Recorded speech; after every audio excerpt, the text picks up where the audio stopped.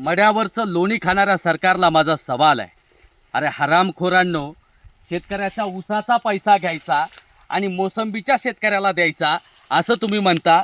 एकीकडे हा ऊसाचा शेतकरीसुद्धा मोसंबी बागायतदार आहे आणि तुम्हाला म्हणजे चांगली झणझणीत चपकार वामनदादा एका गीतामध्ये देतात.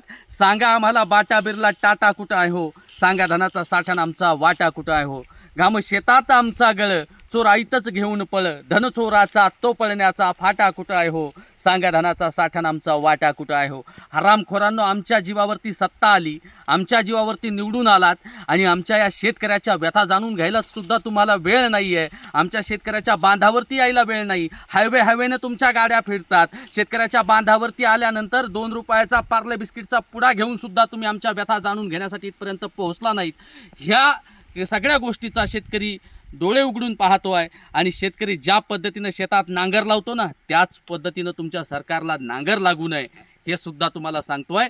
आणि शेतकऱ्याच्या व्यथा जाणून घ्या आणि शेतकऱ्याला भरघोस सध्या मदत करणं गरजेचं आहे. कारण आता येणारा सण दिवाळी आहे. शेतकऱ्याच्या लेकराच्या अंगावरती कपडे नाही आहेत. ह्या शिक्षण व्यवस्थासुद्धा आवासून पाहते. अनेक फीस शेतकऱ्याला भरावी लागत आहेत. ह्या सगळ्या गोष्टी जाणून घ्या आणि आमच्या व्यथा सरकार मायबाप तुम्हाला मायबाप म्हणून सांगतो आहे की आमच्या व्यथा जाणून घ्या.